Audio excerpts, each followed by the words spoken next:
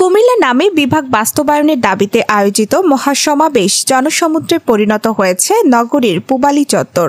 শনিবার বিকেল ৩টা থেকে শুরু হওয়া এই সমাবেশে পূবালী চত্বর পূর্ণ হয়ে ছড়িয়ে পড়ে লিবার্টি চত্বর, রানীর বাজার, পুলিশ লাইন, রামগঞ্জ ও টমছম ব্রিজ সড়কে। দলমত নির্বিশেষে রাজনৈতিক, সামাজিক, সাংস্কৃতিক, ব্যবসায়ী সহ বিভিন্ন শ্রেণী পেশার মানুষ একাত্মতা প্রকাশ করে যোগ দেন এ মহাসমাবেশে। প্রত্যেকের হাতে ছিল কুমিল্লা নামে বিভাগ চাই লেখা ব্যানার, ফেস্টুন, প্ল্যাকার্ড ও জাতীয় পতাকা।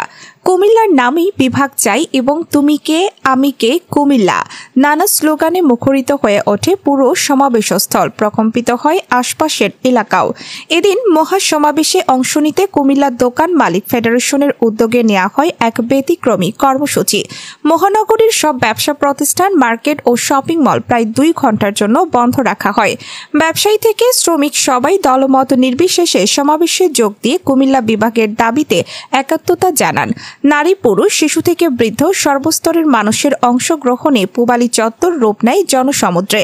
প্রায় 8 থেকে 10 হাজার মানুষ উপস্থিত ছিলেন এই ঐতিহাসিক সমাবেশে।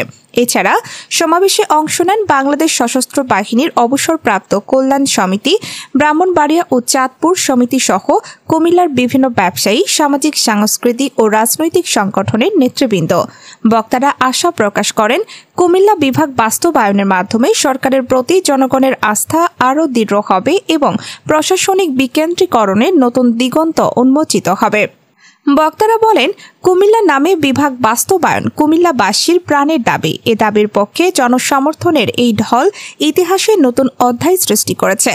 মহাসমাবেশে সভাপতিত্ব করেন বিএনপির চেয়ারপারসনের উপদেষ্টা হাজী আমিনুর রশিদ ইয়াসিন।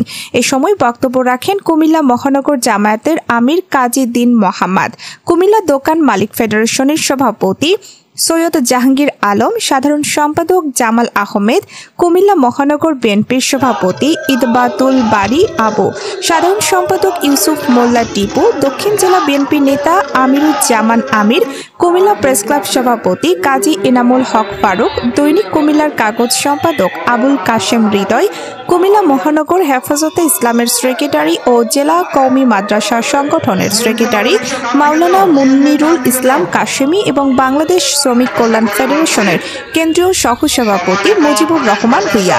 এছাড়া সমাবেশে অংশ নেন বাংলাদেশ সশস্ত্র বাহিনীর অবসরপ্রাপ্ত কল্যাণ সমিতি, ব্রাহ্মণবাড়িয়া ও চাঁদপুর সমিতি সহ কুমিল্লার বিভিন্ন ব্যবসায়ী, সামাজিক, সাংস্কৃতিক ও রাজনৈতিক সংগঠনের নেতৃবৃন্দ।